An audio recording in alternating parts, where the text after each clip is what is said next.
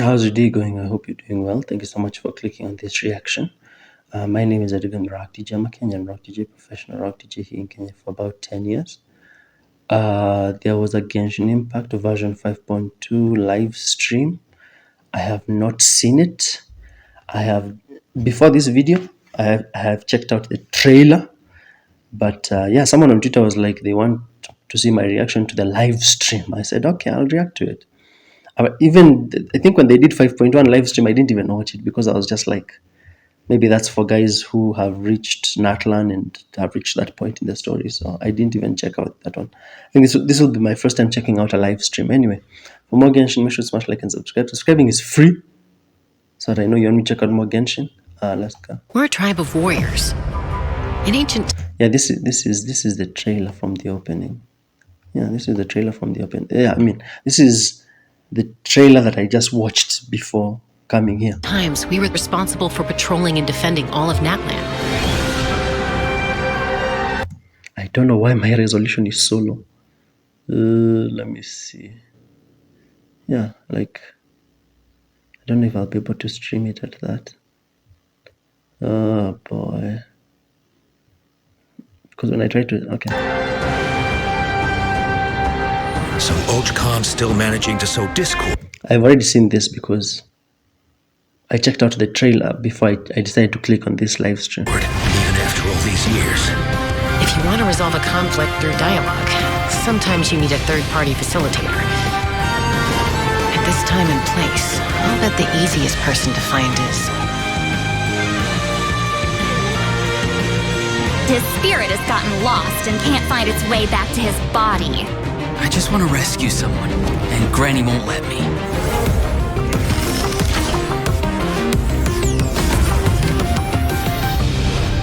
"500 years later, mystery surfaced again. I worry that we risk repeating the mistakes at the Cinder City. As long as the soul is involved, I should be able to help. Be free! Take me up!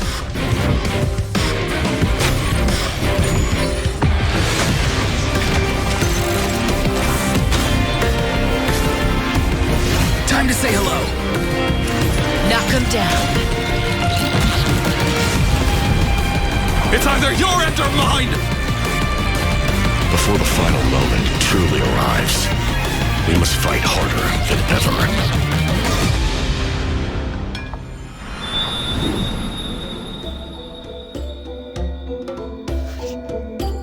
Oh. Actually, I knew that guys typically tune in to check out the codes now. For what, 100 primos and 10 or whatever. I'm like the most casual gamer, but whatever.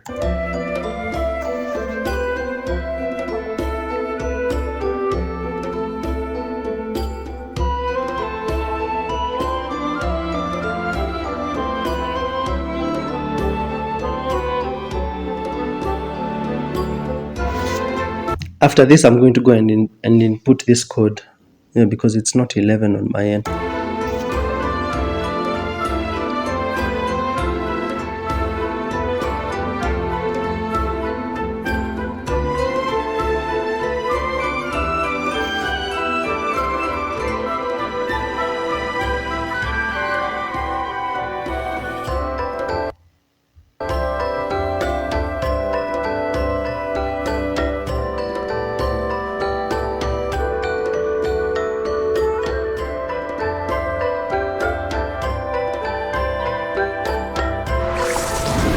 Hey travelers, welcome to the Genshin Impact version 5.2 special program.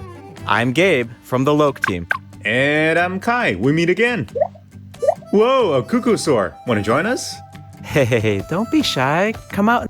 A cuckoo soar? I didn't even know that there was such an animal. I mean, it's not like I've spent a lot of time in Natlan, so I would have not known. And say hello. I'm not sure what that meant, but it was adorable. She approves of your compliment. Hey, I didn't know you could speak Saurian. Oh, I can't.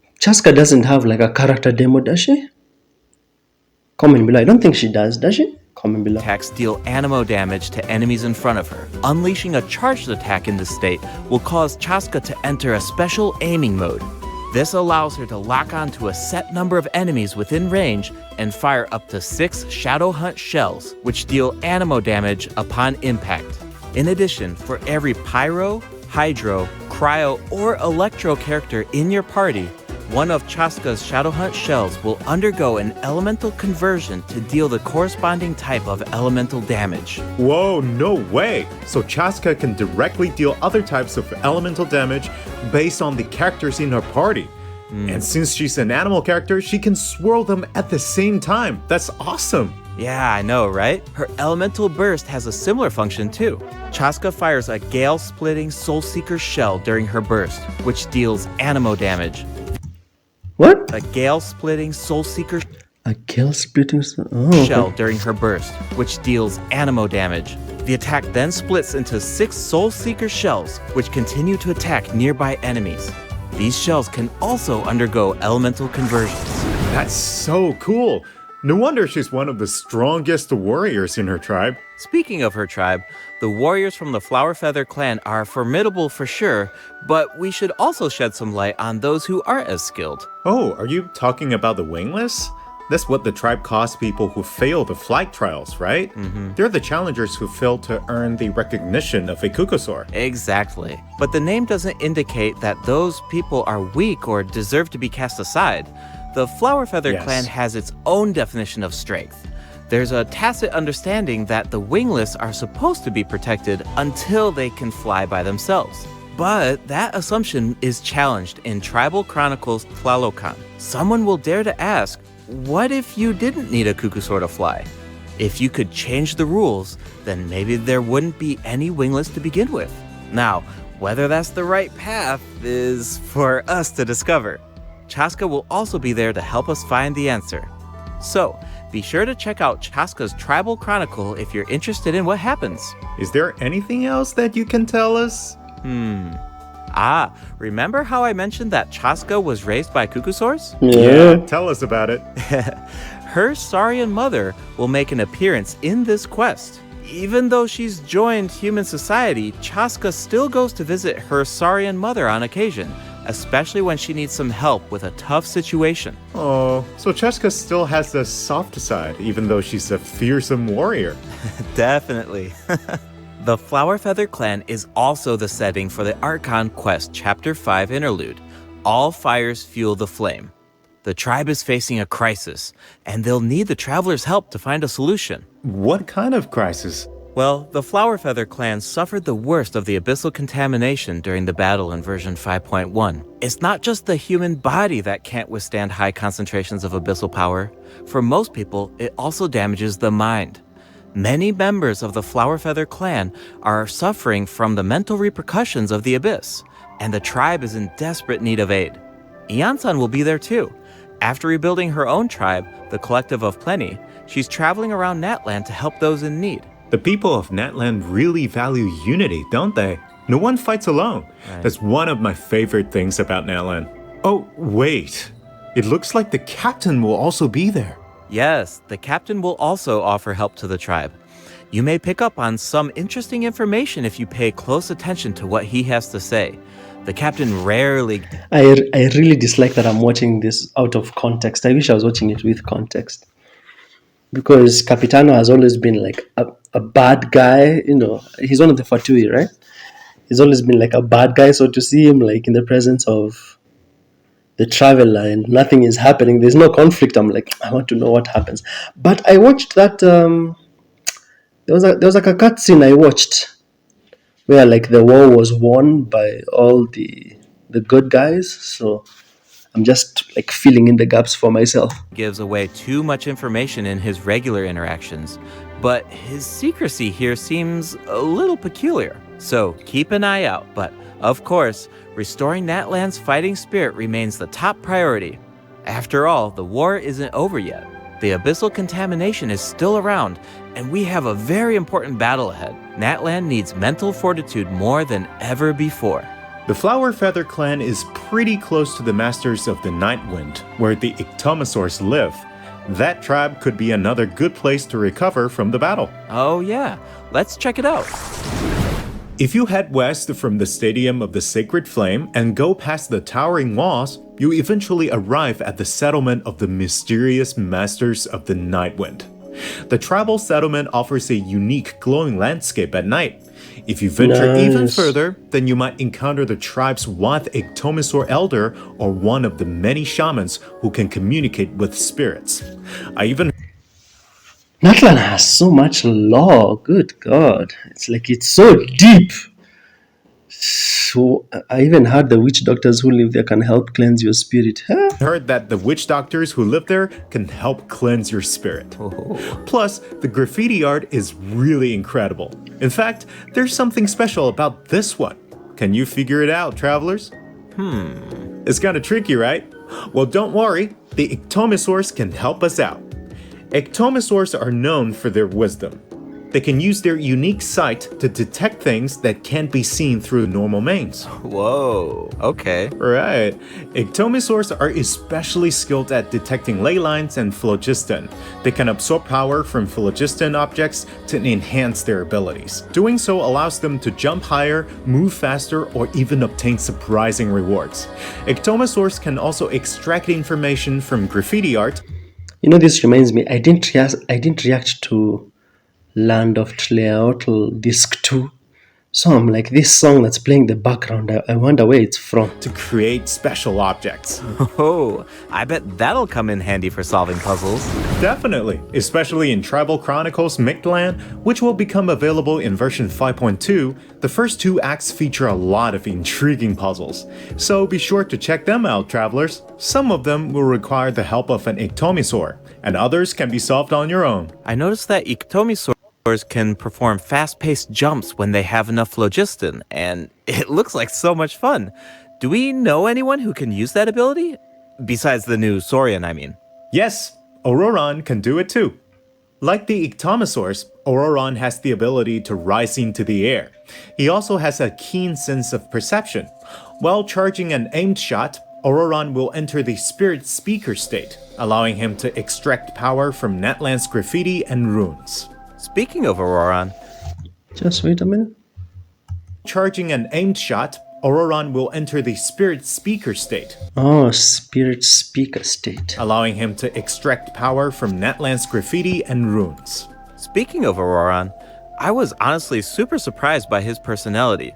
Before the 5.1 Archon quest, I thought that he looked like a stern, stoic, and harsh type of character. But as it turns out, he's just a sweet kid. Yeah, it's kind of unexpected, right? Is he really that sweet, though? Just to think about all the sneaking around behind his granny's back. True. This character, Ororon, this is my first time seeing him. The other character, I don't remember her name right now, but the other character, I have seen her before. Chasca, yeah, Chasca. Chasca, I've seen her before, but Ororon, this is my very first time.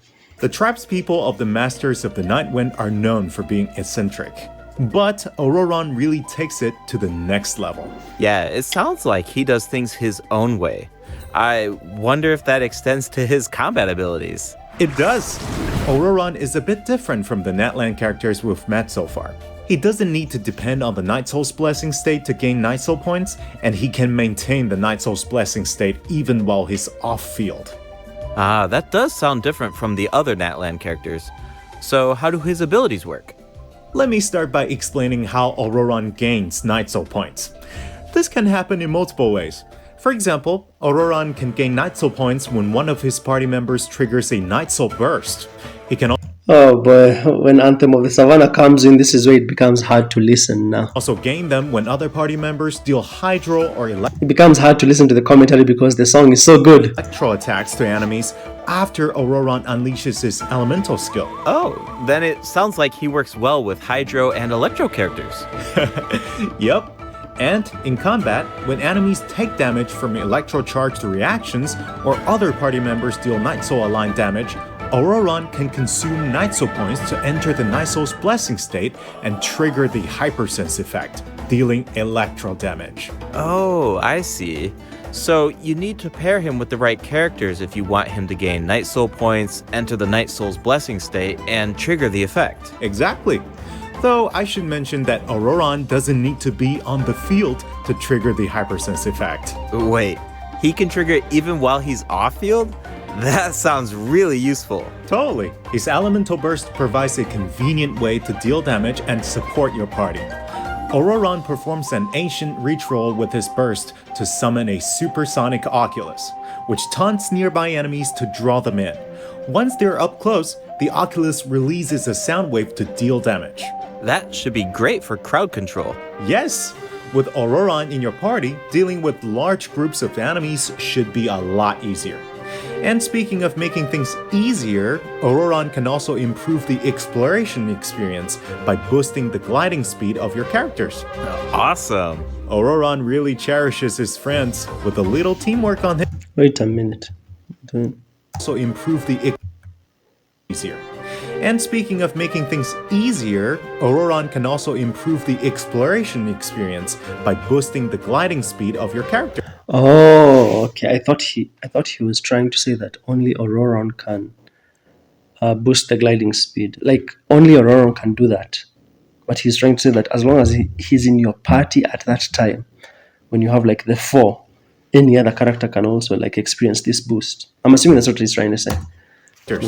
Awesome. Ororon really cherishes his friends. With a little teamwork on his side, I'm sure victory will always be within reach.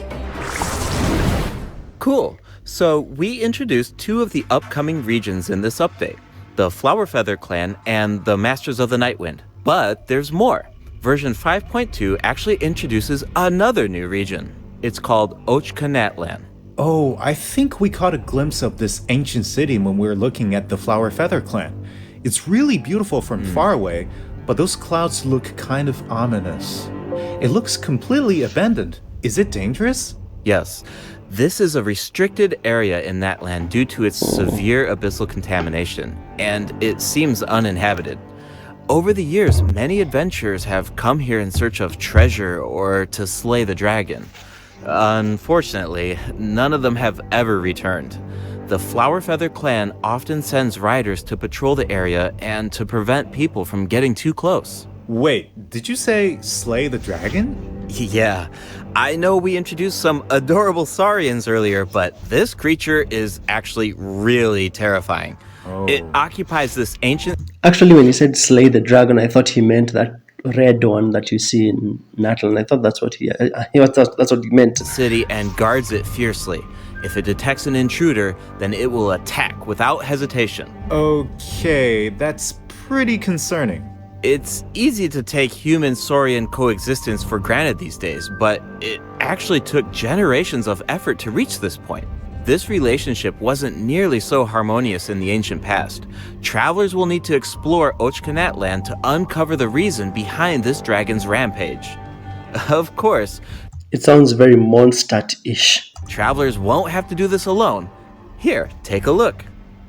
Oh, what's that? This is a very important companion who will help us explore Ochkanatlan. His name is Kokoweek. As for his power, well, why don't you take a guess? Okay, is he our moral support? You know, maybe he could make a cute noise every now and then to cheer us up. Hey, let's not put our Tapetlosaur friend out of a job. Little one works really hard. Okay, then I've got nothing. Remember how I mentioned that Ochkanatlan is heavily corroded by the abyss? Well, that's where Kokoweek comes in. We can use his power to clear abyssal contamination. Follow the direction indicated by his light to collect secret source scraps and enhance his power. Once Kokoweek has enough power, you can take him to track down the evil dragon. What a useful little guy. I know, right? Now, travelers can explore Ochkanatlan with 2 companions, Kokoweek and Little One. In fact, I've heard there's even a special token around here that can enable Little One to traverse a volcano. A new adventure with Little One awaits in version 5.2. This update will bring us one step closer to uncovering the mysteries of Little One's past. The little one, I have, okay, right now in terms of story, I'm in Inazuma, but for those of you who followed my videos, I managed to open Natlan and like run around. So the little one, I've encountered him. I thought that by the time 5.1 was ending, that story will have been, resolved. Familiar Saurian companions can also help us explore Ochkanatlan. For example, with the help of a Kaholasaur, we can evade source mechanism attacks. With the help of an Ikitomisaur, we can solve certain puzzles. With the help of a Kukusaur, we might even be able to chase down the evil dragon. But we'll leave the rest for you to discover, travelers. Wait, are those some kind of lava fish? Does this mean we can fish in Netland? Yes, but I've got some friendly advice, travelers. You should be very careful while exploring Ochkanatlan. Some of the abyssal monsters here can distort their appearance to mimic powerful enemies.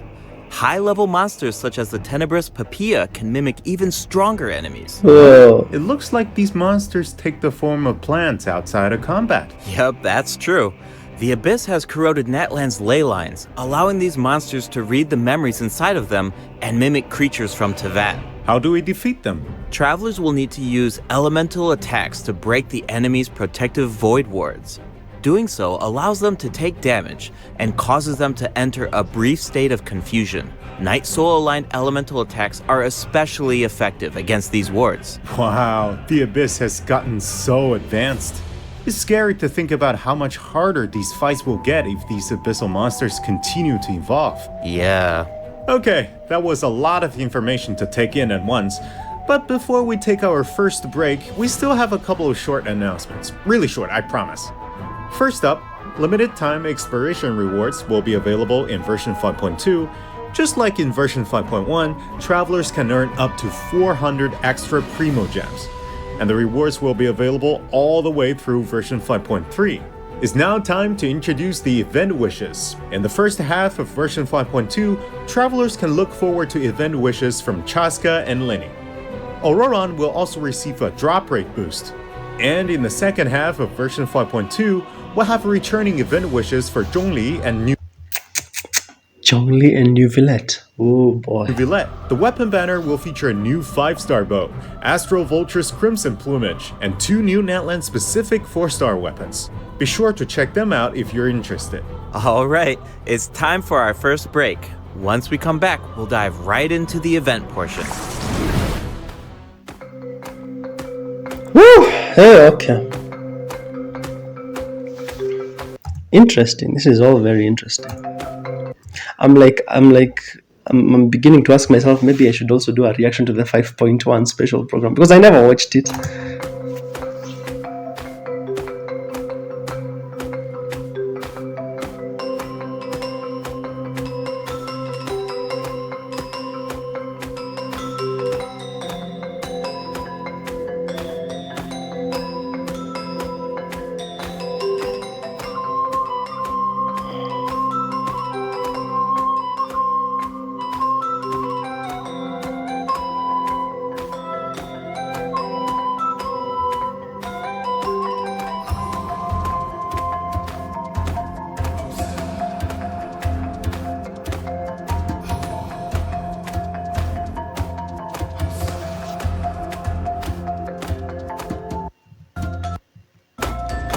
Welcome back! Let's dive straight into the event section. So in the first event, we'll get to learn more about the Masters of the Nightwind. That's right. In the version 5.2 event, Ikitomi Spirit-Seeking Scrolls, travelers will team up with Citlali and Ororon to get to the bottom of a mysterious accident that occurred within their tribe. Travelers will need to complete combat challenges to defeat enemies who try to disrupt the ritual. They'll also need to reconstruct scenes from the tribe's woven scrolls and gather lost spirits scattered throughout the region. What do you mean by reconstruct scenes? What does that mean? Reconstruct scenes from the tribe's woven scrolls and gather lost spirits scattered throughout the region. Reconstruct how? Like, huh? I'm so curious if you understand what he means there. What does he mean by reconstruct? Travelers will only be able to uncover the truth if they collect all the clues. But don't worry, there are also various rewards to earn along the way, including Primo Gems. Ooh, I really like the vibe of this event. It looks like Citlali is performing some kind of ritual. It's also mysterious. When a situation gets tough, it's Granny to the rescue. Definitely. Citlali and Ororon have some really fun dialogue in this event. I'm always grabbing the popcorn whenever these two interact. They're practically a two-person show. And speaking of fun, let's get into the event gameplay. First up is the Search for Lost Spirits minigame. Travelers will have to work together to herd the scattered roaming spirits into specific zones to earn points. Pay attention to the conditions on the field if you want a higher score. For example, travelers can jump on stone slabs that appear on the field. These slabs will break open and release even more spirits. Storms may also appear during the game. You can track down spirits more effectively if you pay attention to the direction of the storms. In Evil Banisher, travelers will need to select the right teams to complete the objectives. Completing all of the objectives will award you the Banishing Aura, which allows you to deal AoE damage by spraying paint at enemies. That paint really matches the Masters of the Night Wind's aesthetic. It's super cool. Yeah, and so does the Spirit okay. Loom in restoring fragmented records. Citlali will use her powers to reveal special fragments. Travelers will need to piece these fragments together and assemble them on a woven scroll. Make sure that you pay Oh, that's what he means by reconstruct. Okay. Citlali will use her powers to reveal special fragments. Travelers will need to piece these fragments together and assemble them on a woven scroll. Make sure that you pay attention to the order and positions of the fragments. Oh, there's something else that we should mention. Travelers can obtain a new 4-star sword. That is one sick weapon. Oh, there's something else that we should mention. Travelers can obtain a new 4-star sword by completing this event. The design definitely fits the Masters of the Night Wind. It looks like some kind of ceremonial artifact. I totally agree. Oh, and this event will allow travelers to learn more about Natlan's secrets. For example, this quest will reveal new clues about a mysterious and legendary place, the Mare Javari. Wow, we've been hearing about this place since Mondstadt. It'll be nice to get some new information. On a related note, the Adventurers Guild has prepared a new trial for its members. Active adventurers have been invited to take on the challenge, including the Traveler. Travelers will need to complete various challenges with designated characters and fully leverage their skills to earn rewards. I know you're up to the challenge, Travelers. Good luck. In Mondstadt-related news, the Knights of Favonius are conducting a war game to improve security tactics in the region. And who better to test these tactics than the Honorary Knight? Be sure to pay close attention to the game, since the format has changed this time. Travelers will need to select combat units and stratagems to deploy against the opposing formation. Once the lineup is set, the monsters will fight automatically. Available combat units and stratagems are completely random. You know, just to build some unpredictability into the wargame. The chances of encountering elite combat units increases as the wargame progresses. Even more elite monsters will be available for travelers to use. It's a volatile environment, so do your best to win as many rounds as possible, earn wargame medals, and collect the rewards. All right, let's keep the excitement rolling in this next event. We actually have a demo, so please take a look. Oh, looks like they're selecting tactics. Double damage? That sounds powerful. Whoa, it's automated. Cool. The elemental reaction effects are completely different. I have, even though in terms of story, I mean, in Azuma, I have seen a world quest in Mondstadt where I was being taught how to play this card game. This brand new heated battle mode is called Automatic Artistry. Powerful support cards have been added for nearly every elemental reaction. Choose cards that align with your strategies to trigger powerful elemental reactions. The effects will change depending on how you play. In addition, the overall gameplay is very laid back. Characters will automatically duel each other, and skill animations are now shorter in length. Wow, it's like we got a whole new Genius Invocation TCG after coming back from Natlan. Talk about whiplash. That's right. Even if you've never played Genius Invocation before, I really recommend checking out this new gameplay mode in version 5.2. The new version will also bring a few updates to regular Genius Invocation TCG. Do you ever feel a little cooped up while you're playing card games? Well, don't worry about that. Our next event will give travelers the opportunity to enjoy the great outdoors. In Claw Convoy, travelers will need to help Lamia Comment below and tell me, are you a big fan of those card games in Genshin? I'm not a fan of card games anywhere, so tell me if you're a big fan. track down some adopted animals. Travelers will be able to see the animal's point of view to help Lamia enjoy the great outdoors. In Claw Convoy, travelers will need to help Lamia track down some adopted animals. Travelers will be able to see the animal's point of view by using a special tool. Once you've managed to deduce their location, you'll be able to track them down. Once the animals are safe and sound, travelers will receive a gift from the mysterious figure who adopted them. I feel like Ororon would really shine in this event. He's definitely an animal lover. I can see that. I'm sure that he would jump at the chance to meet animals from other nations. Yeah. Finally, the Leyline Overflow event will return in version 5.2. If you need Mora or character EXP materials, then keep an eye out. Alright, let's dive into some updates and game optimizations. First up is the change to the Imaginarium Theater. Previously, travelers would be returned to the theater lobby after completing a challenge and have to reopen the Fantasia Tome to continue. Travelers provided feedback that this setup interrupted their experience. So, this will no longer be the case in version 5.2.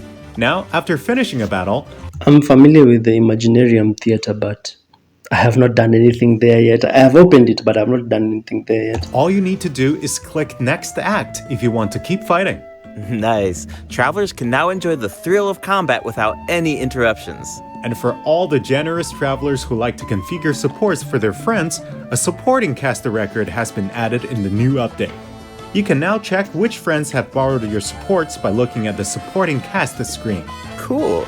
It'll be nice to know that our supports are helping people out. Yup. Oh, and the party configuration mechanic has also been optimized. Besides the elemental filtering, the Imaginarium Theater will now feature recommended row icons, elemental statistics, and markers for the main types of enemies. That is so helpful. I'll occasionally put together a random team if I've just started experimenting with some characters, but this information should make it a lot easier to form strategic teams. These markers will display key information on how to counter enemies, but in a much more prominent position. Hopefully, this change will make it easier for travelers to form the best teams. Yes. Now we can directly see which elements work best against specific enemies. That's definitely going to save some time. For sure. And we can expect even more optimizations in the future as travelers continue to provide valuable feedback about their experiences. Okay, let's introduce the other system optimizations coming in version 5.2. You can now sort 5-star artifacts in your inventory based on when you obtained them, from the most recent to the oldest. Really? That's interesting. Second, the animations for crafting materials, forging weapons, building furniture, and cooking dishes are now shorter in length. That's really nice. The dev team designed a lot of intricate animations for these features, but it can feel a bit frustrating when you have to watch them over and over again. There will also be several optimizations for the Serena Teapot. The seed dispensary can now hold more of every type of seed. You'll be able to purchase wood at the Realm Depot in exchange for Realm currency. In addition, the cooldown for the boon of... Wait, why would you need to purchase wood? I thought typically people just like go somewhere and like chop. I have so much like wood in my inventory that I rarely ever use, so for me to end up buying it, that would be odd. Depot in exchange for Realm currency. In addition, the cooldown for the boon of the Elder Tree will be reduced to 5 seconds. This way, it will be easier for travelers to collect wood. Awesome. I've been meaning to use some cool replicas in my Serena Teapot, but I'm always short on wood. So this should be really helpful. Nice! I'm so excited for you. Oh, and optimizations Oh, in the teapot. Okay, I'm not familiar with the teapot. I've heard of it, but I've not been in there. have been made to artifact locking. The updated lock assistance interface will allow you to configure lock settings with a single click. Just hit Use Recommended Settings and you're set. The recommended set lock plans will even update automatically based on popular in-game configurations. Of course, if you have your own ideas in mind, then you can always disable the recommended plans to configure custom ones instead. The update also allows you to batch lock artifacts in your inventory based on the recommended general lock plan and set lock plans. This will make it much faster to organize your inventory. In addition, A shortcut button that navigates to the lock assistance interface will be added to the Artifact Domain Challenge screen and the Artifact Acquisition screen. This should make it easier for travelers to configure their locking rules whenever they want. A star feature will also be added next to the lock button on each artifact. Travelers can use this feature to mark their favorite artifacts and filter by stars to quickly track them down. Finally, treasure compasses will now be able to locate even more treasure locations, including Sealies and time trial challenges. A quick swap feature will also be added for treasure compasses and Oculus Resonance stones. Enabling this feature will allow travelers to more easily use these devices across regions. The feature will automatically switch to the compass or stone that corresponds to your location in the game. Awesome! Be sure to check out future announcements for more details on the version 5.2 optimizations. Alright, that was a lot of info, so this seems like a good time for our... Yes, it was actually. I'm like, I will have to rewatch some of that. second break. It's time for the third redemption code.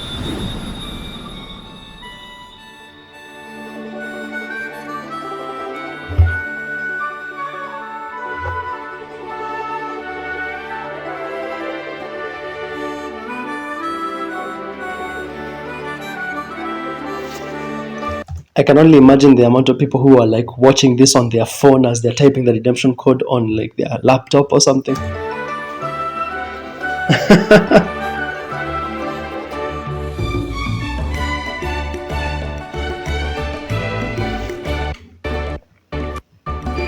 I'll swing by here when I'm done with this reaction.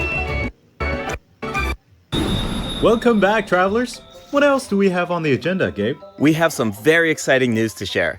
After the version update on November 20th, travelers will be able to play Genshin Impact on the Xbox Series X and S. Log into Genshin Impact on Xbox Series X and S consoles to receive the Wind Glider Wings of Fate's Course Intertwined. Additionally, Xbox Game Pass Ultimate... When I first discovered Genshin, I remember there's a reaction I did, and then when the clip ended, they mentioned this about Xbox. Members can play Genshin Impact via cloud gaming.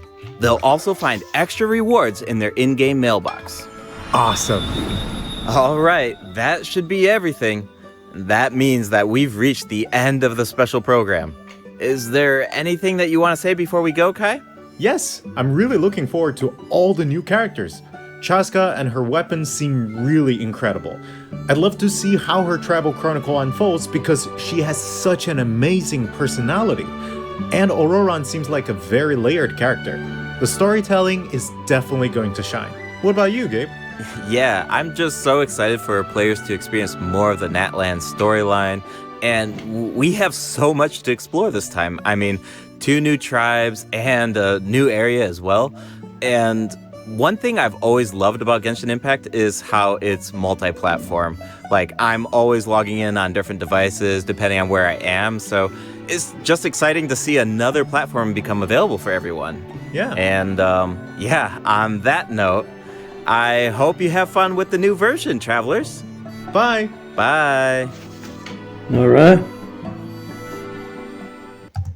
that was my very first time watching one of these live streams. I've never watched the 5.1 version. I didn't watch because I was just like, that one's for Natlan guys. But now that I've opened Natlan and I'm more familiar with everything they're saying, and someone also on Twitter requested that I check out this one and do a reaction to it. There you go. For more reactions to Genshin, make sure to smash like and subscribe. As I said, I just recently entered Inazuma. That's where I am in terms of stories. So I'll leave that clip here of my first impressions of Inazuma. For all my reactions to Genshin, make sure to check out these ones on screen or in the comments. I'll see you in the next one.